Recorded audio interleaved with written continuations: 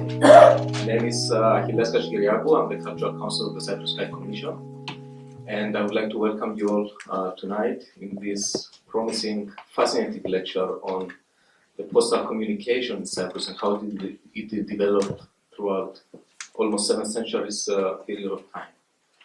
I will be very brief. I would just like to mention that for those that have been following us, of course, for the last couple of years, you know that this is the second collaboration we have with the British Library, Cyprus High Commission, and thanks to the curator of the Italian and Greek collection here, dear friend Chris Michailidis, we have this wonderful collaboration which I believe gives floor to Cyprus to emerge and showcase its rich history and culture in this wonderful country and in this temple of knowledge, which is the British Library, one of the biggest and most important intellectual organizations in the world.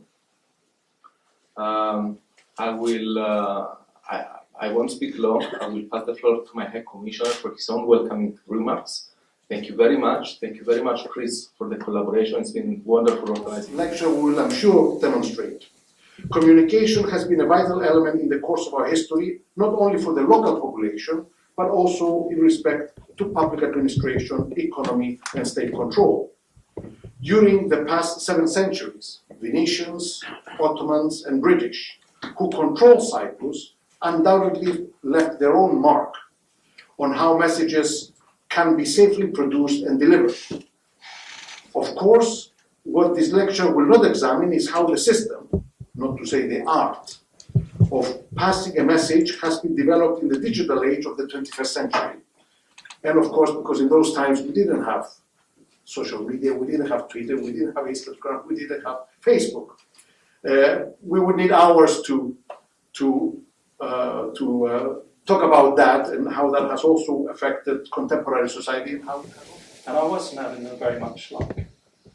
And I was rather startled when, following an internet search, I found that this was actually addressed to somebody called Leonardo Loredan, and I put that into Google and found this is the one that it's actually addressed to. So this is a painting in the National Gallery, and it was actually painted by Bellini 1501, so 3 years before this letter was written. And so it would have looked quite similar to that. Quite an imposing gentleman, I think. You wouldn't want to cross him.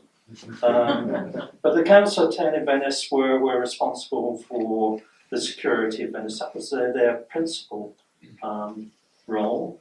But they also had, they expanded and they on his way to Damascus in northern Syria. And he stopped at various places, including Cyprus. And he was introduced, he actually had a letter of introduction to meet the Archbishop. And I will read you his description. I had bought a letter for the Archbishop from his agent in Constantinople, and another from our consul at Larnaca, both recommending me and my work to his kind notice. We accordingly dismounted at the gates of the palace and were soon introduced to Cypriot. The Archbishop, you must know, is the most powerful man in the island. He is the temporal as well as the spiritual lord of the Greeks. The Turkish governor can do little without him, and since he is engaged in secular business, most active. Well, it depends on his viewpoint, but comparing to where that stone is to there, I think he's moved it a little bit. Anyway, you will see as we go through. So the next one is this one.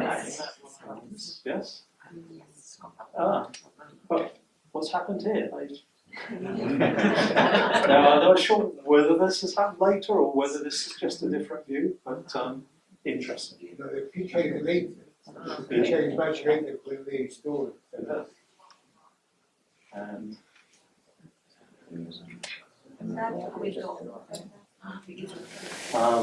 the mail would have been charged to, if you sent a letter, most frequently it would have been charged to the person who was receiving it.